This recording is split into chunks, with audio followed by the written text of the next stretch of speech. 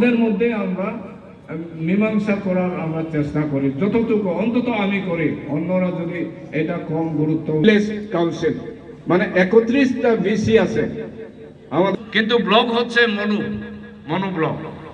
এইভাবে আমাদের Mwkthang building কাতাল রেখা বন সিরেনাস খাইখা অবনি বাগৈ তাবক শ্রাবসা চিনবাই কক সালাইয়ে নবাগতদের হাতে দলীয় পতাকা দিয়ে বরণ করে নেবেন 37 লক্ষ ত্রিপুরাবাসীর জনপ্রিয় মুখ্যমন্ত্রী এবং ত্রিপুরা প্রদেশ কমিটির সম্মানীয় সভাপতি শ্রদ্ধেয় রাজীব ভট্টাচার্য মহাশয়, যারা যোগদান করবেন সবাইকে মঞ্চে আসার জন্য অনুরোধ রাখছি। I'd like to appraise our honorable CM. প্রথমে স্টেট, ডিস্ট্রিক্ট এবং আস্তে আস্তে করে আমরা এখন গ্রাম পঞ্চায়েত এবং বিসি পর্যন্ত আমরা বিভিন্ন যেসব মেলা আছে, অ্যাওয়ারনেস প্রোগ্রাম করে করে আমরা মানুষের কাছে পৌঁছে দিচ্ছি। এবং ইনস্ট্যান্টলি যেগুলো আমাদের 96%, 97% যে কাজগুলো মানুষের জন্য মৌলিক যে বিষয়গুলো মানুষের প্রয়োজন, সেগুলো সম্পূর্ণভাবে তার স্যাচুরেশন পয়েন্ট আনার জন্য সেই লক্ষ্যে আমরা কাজ করে যাচ্ছি। আপনারা শুনে খুশি হবেন যে প্রধানমন্ত্রী নরেন্দ্র মোদীজির 17ই সেপ্টেম্বর ওনার জন্মদিন আমরা সবাই জানি। ওই দিনে আমরা এই কার্যক্রম শুরু করি, আমার হাত ধরে এটার উদ্বোধন আমরা শুরু করি। 3 মাসের আমরা সেই সময়কাল আমরা রেখেছিলাম, নভেম্বরের এই মাসের লাস্ট ডে অবধি আমরা এই প্রোগ্রাম নেব। কিন্তু আমরা দেখলাম কি যে এর মধ্যে আমাদের 10 দিন ছুটি চাপা পুজো উপলক্ষে, বিভিন্ন এখন পুজোর যে সময়কাল বিভিন্ন যে অনুষ্ঠান আমাদের ছিল, তার কারণে কিছুটা ব্যাহত হয়েছে আমাদের যে এই অভিযান। তাছাড়া দুর্যোগপূর্ণ আবহাওয়ার কারণে সেটা সমস্যা হয়েছে।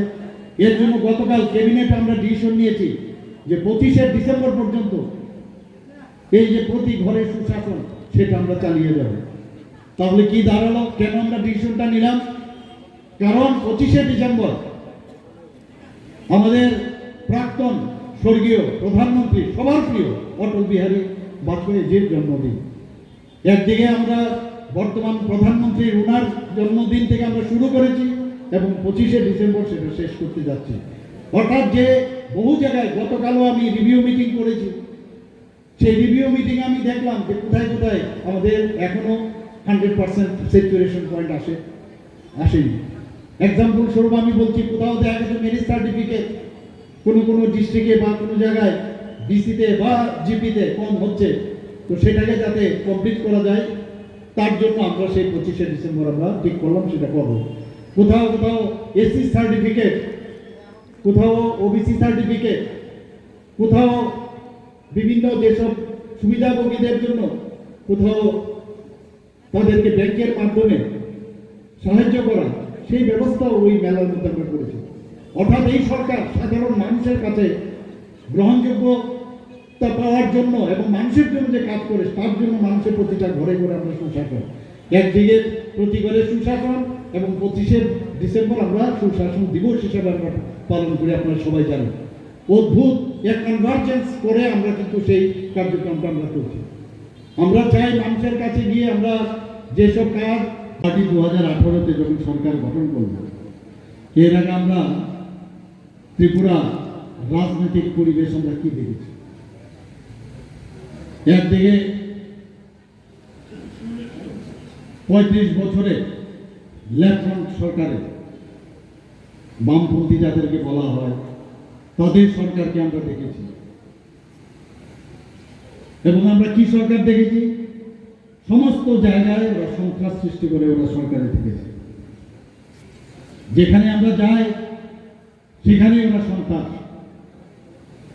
যখনই ইলেকশন হতো আমরা দেখতাম নির্বাচনোত্তর সন্ত্রাস, সাইরেনের আওয়াজ, দমকলের আওয়াজ, বাড়িঘরে অগ্নিসংযোগ। এই কালচার আমরা দেখে এসেছি বছরের পর বছর। মানুষ এই বামপন্থীদের আসলে কোনো অবস্থায় ওদের স্থান ওরা দেয়নি ত্রিপুরার মানুষ। কিন্তু লেটার এন্ট্রি নিয়ে 77 সনের 78 সনের সবাই জানেন কি পরিস্থিতিতে কংগ্রেসের একটা অংশকে নিজের হাতের মুঠোয় নিয়ে অবস্থার সুযোগ নিয়ে সুযোগ সন্ধানী বামফ্রন্ট সরকারে বসে এবং পরবর্তী সময়ে ওই সুযোগ সন্ধানীদের ল্যান্ড মেরে ওরাই কিন্তু ক্ষমতায় বসে যায় এবং তারপর শুরু হয় এই সন্ত্রাসের রাজনীতি এবং সারা ত্রিপুরার মানুষ এই সন্ত্রাস কবলিত সমস্ত জায়গায় আমরা ভুক্তভোগী, আমরা সবাই জানি। আমরা জানি দলীয়করণ কাকে বলে। এই বামপন্থীদের থেকে আমার মনে হয় আর কোনো ইনস্টিটিউশন নেই যার থেকে ভালো আর কোনো সংস্থা আছে বলে আমার মনে হয় না। কোনো জায়গায় ট্রান্সফার, কোথাও পোস্টিং, কোথাও চাকরি, চাকরির নামে প্রহসন, নেপোটিজম, এগুলো আমরা দেখে এসেছি। আমরা দেখেছি যতক্ষণ ধরে প্রশাসনে না আসবে, বছরের পর বছর ওরা লাইনে যখন আসবে, তারপরে 15 বছর পরে চাকরি দেওয়া হয় এবং সেই চাকরিও দেখা যায় চলে যায় হাইকোর্টের নির্দেশে। আপনারা দেখেছি, আমরা দেখেছি ওদের দুর্বিষহ অবস্থা আমরা দেখেছি। আমরা এর জন্য দায়ী না, আমরা এর জন্য দায়ী না। আমরা চাকরি দেইনি, আমরা ওদের চাকরি খাইনি। ওদের চাকরি খেয়েছে ওদের কারণে, এই বামপন্থীদের কারণেই চাকরি গেছে। কারণ সেখানেও সেই দলগত যে ওদের দলীয়করণের মাধ্যমে এবং অনিয়মের মাধ্যমে সেই চাকরিগুলো দিয়েছে। কিন্তু আমাদের 2018 সনে যখন আমরা ক্ষমতায় বসি, আমাদের যতগুলো চাকরি, সবগুলো চাকরি আমরা ট্রান্সপারেন্সির মাধ্যমে আমরা চাকরি আজ পর্যন্ত গতদিন